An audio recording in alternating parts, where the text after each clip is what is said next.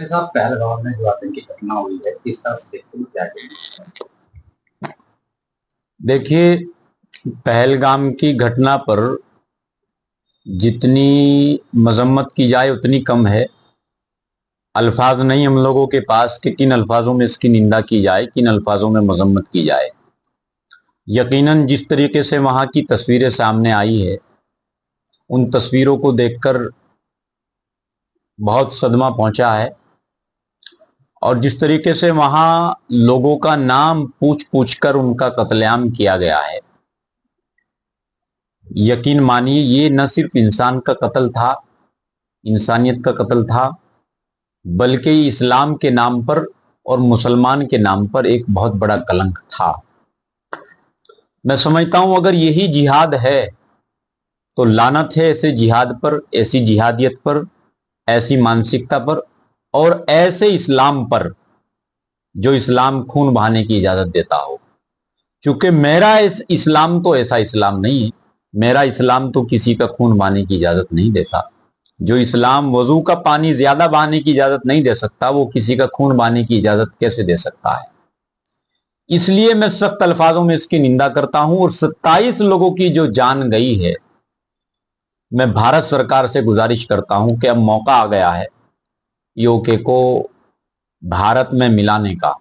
भारत का हिस्सा तो है ही है, भारत में उसको मिलाने का, क्योंकि ये असल 27 लोगों को सच्ची श्रद्धांजलि होगी।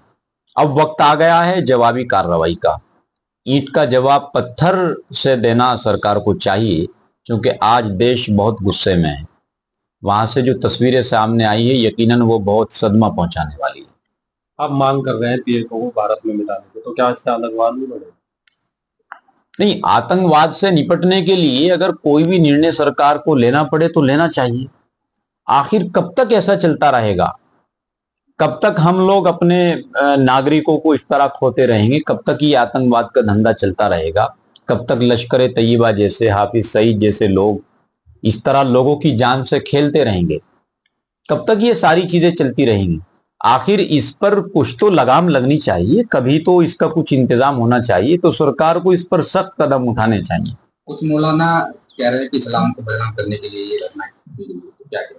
बदनाम नहीं, वो तो इस्लाम के ठेकेदार बता रहे हैं अपने आप को।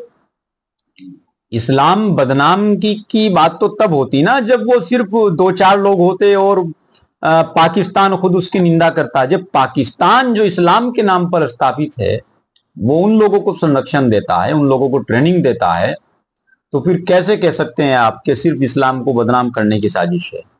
ये तो इस्लाम के ठेकेदार बने बैठे हैं। इस्लाम के नाम पर, रसूलुल्लाह सल्लल्लाहु अलैहि वसल्लम के नाम पर, नाराए तकबीर के नाम पर ये लोग जिस तरीके से कत्लेआम मचा रहे हैं, इससे सिर्फ इस्लाम बदनाम नहीं बल्कि इस्लाम के नाम पर ये बहुत बड़ा कलंक और बहुत बड़ा धब्बा है।